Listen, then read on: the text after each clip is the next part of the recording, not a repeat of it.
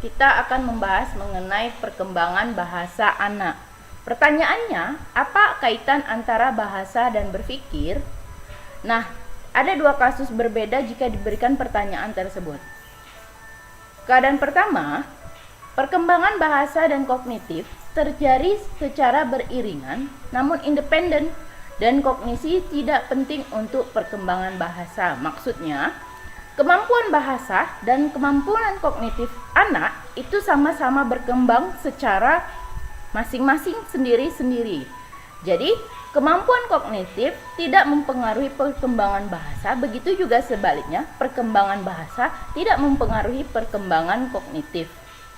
Ada kasus lain menyatakan bahwasanya pada anak yang memiliki gangguan pendengaran ternyata memiliki kemampuan berpikir dan memecahkan masalah memiliki tingkatan yang sama dengan anak seusianya.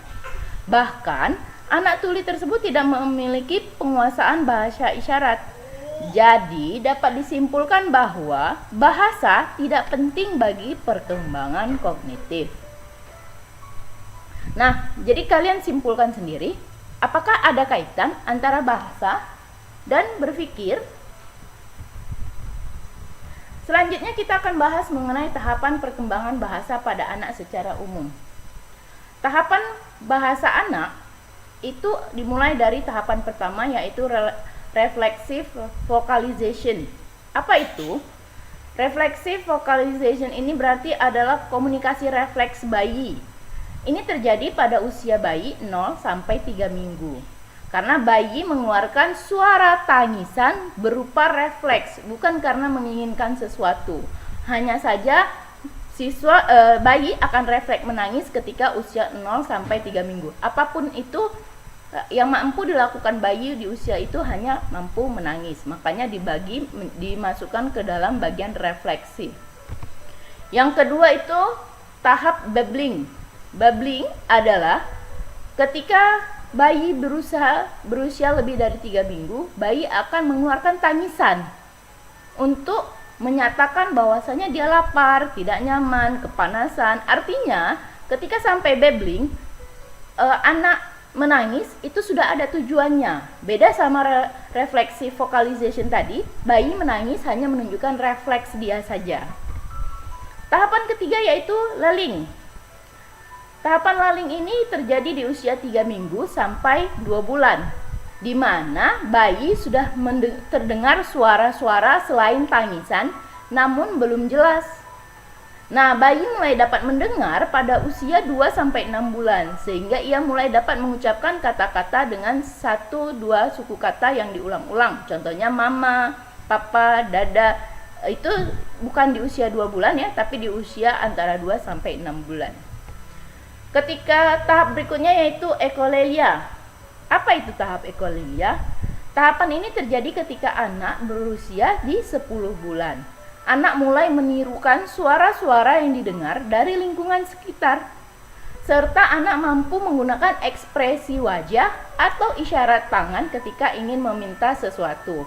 Jadi ketika masuk di tahap ekolalia, orang tua sudah paham. Biasanya ini masuk ke bahasa isyaratnya, ekspresi yang hanya dipahami oleh orang terdekat, apakah ibunya atau ayah si bayi. Tahap kelima yaitu true speech. Ini adalah tahap yang paling tinggi, berarti bayi sudah mulai berbicara dengan benar. Biasanya bayi bisa berbicara dengan benar ketika sudah berusia 18 bulan atau sudah masuk ke usia batita. Walaupun masih menggunakan logat celat, tapi sudah mampu dipahami oleh orang apa sebenarnya yang diucapkan oleh bayi tersebut. Nah, faktor-faktor yang mempengaruhi bahasa anak antara lain, satu yang paling penting itulah faktor biologis. Faktor biologis ini yang pertama, evolusi biologi membentuk manusia menjadi manusia linguistik. Maksudnya dari bayi sampai dia besar, itu ada tahapan-tahapan membuat dia mampu berbahasa. Yang kedua, setiap anak mempunyai language acquisition deficit, yaitu kemampuan alami anak untuk berbahasa. Artinya anak pada dasarnya memiliki bahasa. dan mampu mengungkapkan sesuatu dengan berbahasa. Hanya saja tahapan perkembangannya tergantung dari usianya, itu masuk ke evolusi biologis tadi. Yang ketiga, jika pengenalan bahasa tidak terjadi sebelum masa remaja, maka ketidakmampuan dalam menggunakan tata bahasa yang baik akan dialami seumur hidup. Karena itu sangat penting bagi seorang ibu untuk menjaga anaknya untuk dapat menggunakan tata bahasa yang baik, agar bisa berguna sampai dia besar nanti. Faktor yang mempengaruhi berbahasa anak yang kedua yaitu faktor kognitif. Nah, tadi dijelaskan bahwasanya kognitif sama kemampuan bahasa itu berjalannya masing-masing.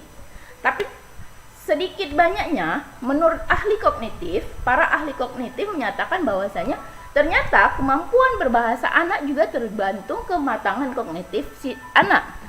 Jadi kalau misalnya kemampuan berpikirnya bagus, identiknya kemampuan berbahasa anak juga akan bagus. Yang kedua, pada bayi baru lahir hingga usianya 2 tahun, biasanya masih menggunakan bahasa simbolik. Kenapa? Karena tingkat faktor kognitifnya sampai usia 2 tahun juga masih sangat bisa dikatakan masih belum matang, sehingga masih menggunakan bahasa-bahasa simbolik yang pada umumnya hanya dimengerti oleh orang terdekat si anak, apakah ibunya ataupun ayahnya. Yang ketiga, faktor lingkungan luar. Nah, ini juga mempengaruhi kemampuan berbahasa anak. Apa itu lingkungan luar? Lingkungan luar itu bisa dari orang tua, bisa juga dari keluarga terdekat selain orang tua, bisa juga tetangga, teman sebaya, lingkungan lainnya. Pada lingkungan luar, proses penguasaan bahasa tergantung dari stimulasi dari lingkungan, jelas. Anak belajar bahasa melalui proses imitasi dan perulangan dari orang-orang sekitarnya. Jadi, anak pada dasarnya dia imitasi atau meniru, mengulangi kembali apa yang disebutkan orang. Sehingga apabila lingkungannya bagus, maka anak akan belajar dan meniru sesuatu yang bagus. Tapi kalau lingkungannya tidak bagus, maka anak akan meniru sesuatu yang tidak bagus pula. Terima kasih, itu mungkin materi yang bisa saya sampaikan mengenai kemampuan berbahasa anak. Lebih dan kurang saya minta maaf. Assalamualaikum warahmatullahi wabarakatuh.